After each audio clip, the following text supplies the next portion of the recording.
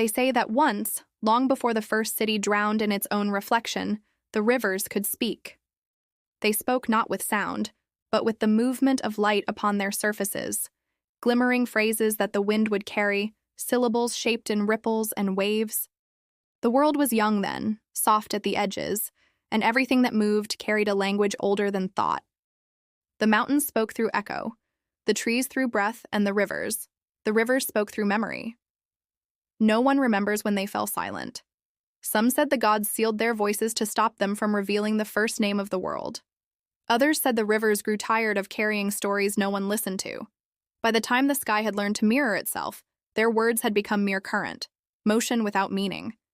But there was one place where they never stopped speaking. It lay beyond the pale valleys of Irieth, in a land where maps bled into myth, a place called Varen, the Vale of the Rivers. There, 5 great waterways crossed one another like threads in a tapestry.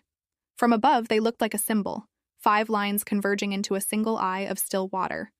The villagers who lived near its edges said the rivers were alive, that they hummed at night, that if you knelt long enough, the ripples began to form words. Few believed them. Until the night of the double moon. When the 2 moons rose together, one silver, one pale gold, the light touched every river in Varen at once. The waters shimmered, not white or blue, but the color of dawn dreaming of itself. The air trembled. Then came the sound, a low murmur, as though 1,000 voices were speaking beneath the current. No human tongue could describe it. It wasn't a song or speech, but something in between. The sound of meaning itself remembering how to exist. The villagers fell to their knees. Some fled, covering their ears. But one stayed, a young cartographer named Lysara, whose heart had always ached at the silence of the world. She waded into the water, letting the light spill across her arms. The sound filled her chest like breath. The words were not words, yet she understood them. We remember what you have forgotten. Her reflection looked back at her, but it was not her. The face in the water had eyes that shone like distant stars, hair that floated in slow streams of light. It smiled. You drew lines on our skin, it said. You named our paths and damned our voices. You made us serve. But we are older than your names. Lysara couldn't answer. The water surged higher, curling around her waist like fingers. Images flickered beneath its surface. Not memories, but possibilities.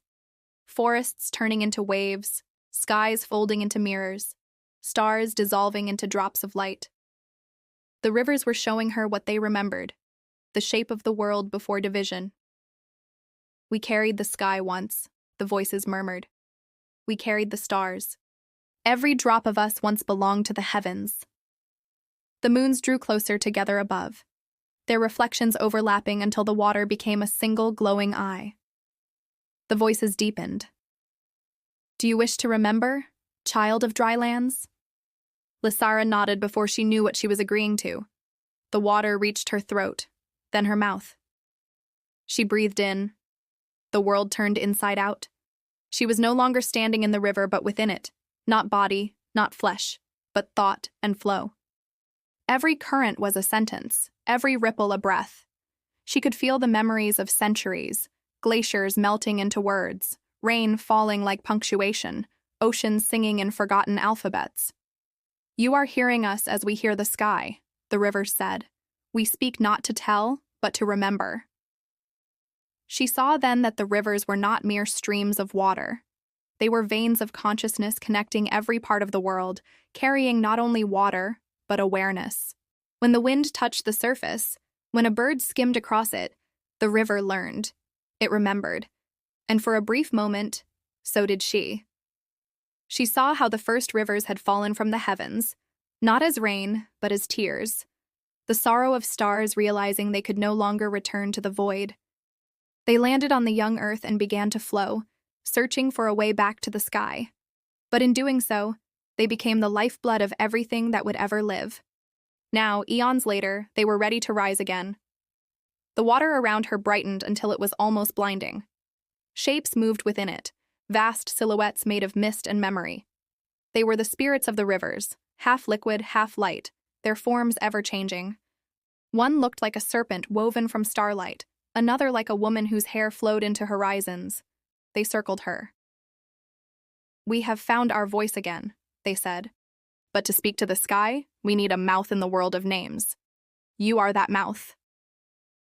The words filled her not as sound, but as transformation. The river flowed into her veins, her eyes, her thoughts.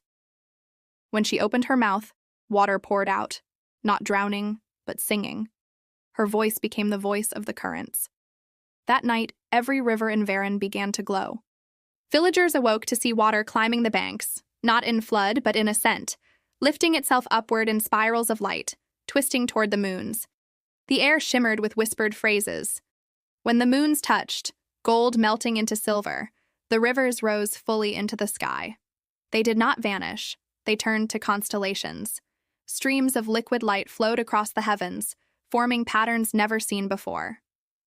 Stars flickered along their edges like droplets suspended in eternity. Lysera stood in the center of the valley, her hair drifting upward as if underwater. She could still feel the rivers moving within her, whispering their names, their directions, their stories. The people called out to her, asking what had happened, if the world was ending. She smiled through tears of light. "No," she said. "It's remembering." The rivers spoke through her then, 1,000 voices woven into one. "We were the sky once, and now we return. But we will leave behind our echo, so that you may learn to listen again." When dawn came, the world had changed. The rivers were gone from the earth, yet dew still shimmered on every leaf, and in that dew, tiny ripples formed, whispering faint syllables that only those who remembered could understand. Lysera vanished soon after. Some said she followed the rivers upward. Others claimed she became one, that every spring that bursts from rock carries her heartbeat still. Years later, travelers spoke of strange rains that fell without clouds, water that whispered when it touched the ground. They called it the language of return. And if you listened closely enough, you could almost hear the world singing to itself again, the sky and the earth speaking through what they once shared. The rivers had gone home, but they had left their voices behind, scattered in every drop, every tide, every tear. Now, when night falls over Varen and the constellations of rivers shimmer above, you can still hear it. Not a song, not a sound, but the memory of language itself, murmuring through the dark. And in that murmur is a promise, old as light. We never stopped speaking. You only forgot how to listen.